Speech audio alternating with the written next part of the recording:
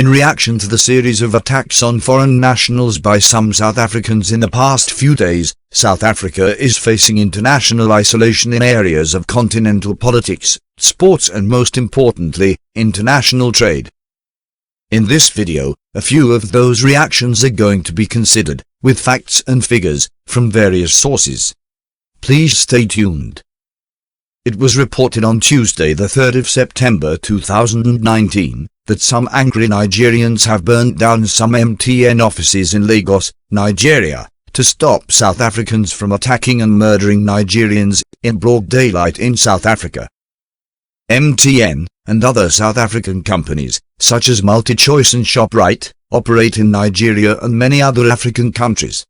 The turnover of these South African companies in Nigeria alone is far more than that of South Africa. In other words, these South African companies make more profits in Nigeria than in South Africa. This is obvious because the population of Nigeria, which stands at over 190 million, is far more than 3 times the population of South Africa, providing a bigger market for South African products and services.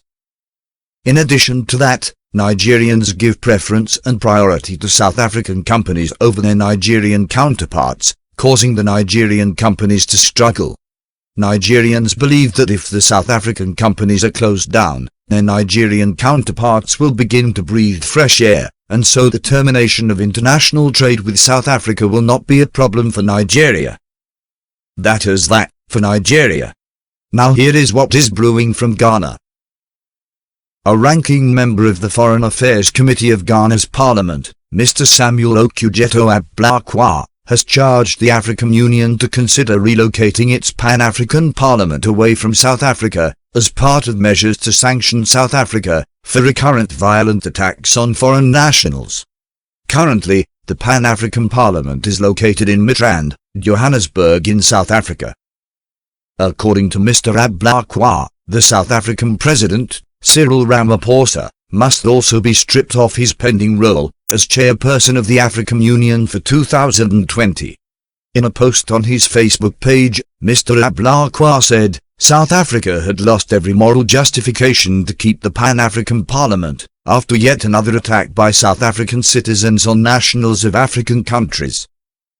These are the words of Mr. Ablakwa. We cannot accept the unending waves of xenophobic attacks in South Africa, which is but a painful betrayal of the African solidarity against apartheid. Perhaps it is time to relocate the Pan-African Parliament to another country. South Africa has lost every moral justification to keep it. Now, what are the Zambians saying? The Football Association of Zambia has called off the international friendly football match between their national team, the Copper Bullets and Bafana Bafana in Lusaka, on Saturday the 7th of September 2019. This is in response to the current wave of xenophobic violence in South Africa. This is an unprecedented move from a Southern African country, as a fellow Council of Southern Africa Football Association's member takes a stand against attacks in South Africa on foreign immigrants, including some Zambians. The South African Football Association Communications Director, Dominic Chimhavi, has confirmed the call-off. These are the words of Chimhavi. The game is off now. We have just received correspondence from the Football Association of Zambia to indicate they cannot undertake this match with the ongoing violence in South Africa, including targeting their own people from Zambia.